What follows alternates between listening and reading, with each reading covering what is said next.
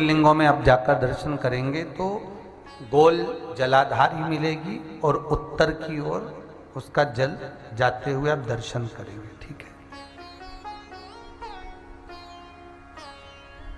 एक जलाधारी जो गोल होती है, एक जलाधारी जो गोल है और जिसके चरण उत्तर की ओर गए हुए हैं, उसका जब हम दर्शन करते हैं तो वो मां जगज्जननी पार्वती जी का हस्तकमल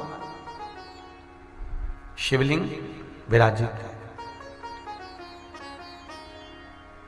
एक जलाधारी होती है चौकोर। काशी गए हो आप लोग?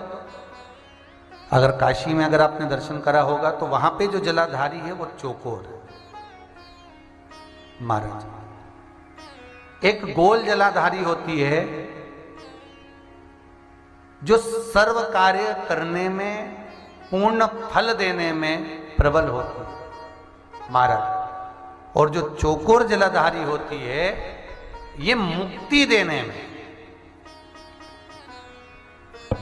मतलब मोक्ष की जो कामना करने वाले होते हैं, मुक्ति की जो कामना करने वाले होते हैं, मोक्ष की जो कामना करने वाले होते हैं, उसके लिए चौकोर जलाधारी का स्मरण कराया जाता है।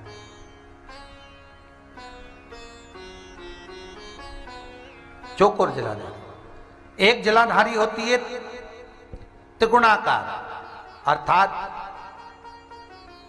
ट्रेंगल, त्रिगुणाकार। शास्त्र कहता है जब असुरों ने, राक्षसों ने किसी फल की कामना करी, असुरों ने, राक्षसों ने किसी फल की कामना करी, तो महाराज उस कामना के लिए त्रिगुणाकार जलाधारी का निर्माण करा। क्यों?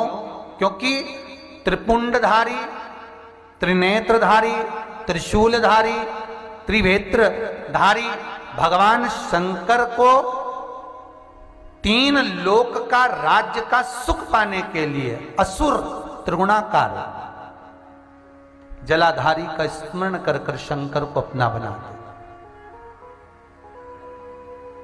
त्रिगुणाकार।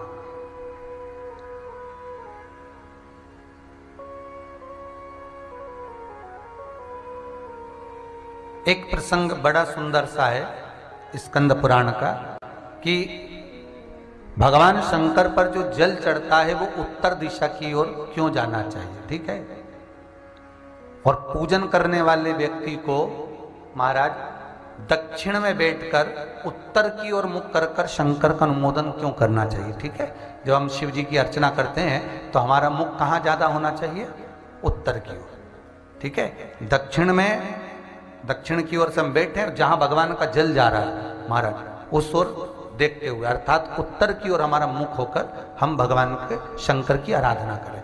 जैसे पूर्व अभिमुख होकर शिव की जो आराधना करी जाती है वो एक श्रेष्ठता का फल देते, फल देगी, मना नहीं है। पश्चिम की ओर मुख कर कर जो शंकर की आराधना करी जाती है उसका फल मिलेगा, मना नहीं है।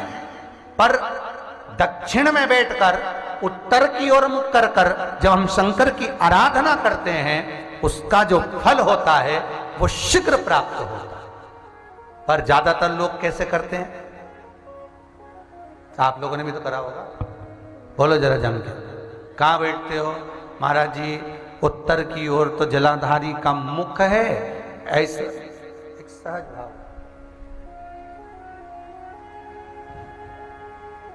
ये शिवलिंग है, ये जलाधारी, ये उत्तर की ओर है। तो तुम लोग कहां बैठोगे? ये यहां जा रही है तो ये शिवलिंग है तो तुम इसके सामने बैठोगे। ये जल यहां से जा रहा है, तुम उसके सामने बैठो। पर बैठना कहां चाहिए? जहां शिवलिंग है यहां से जल बह रहा है तो यहां बैठो। फिर बाद में लोग कहते हैं महाराज जी हम तो शंकर जी की खूब पूजन करते, हमने तो खूब अनुष्ठान करा पर फल कम क्यों मिला? उसका कारण है पूर्व अभिमुख होकर करोगे मिलेगा, पर थोड़ा समय लगेगा। पश्चिम अभिमुख होकर करोगे मिलेगा, थोड़ा समय लगेगा।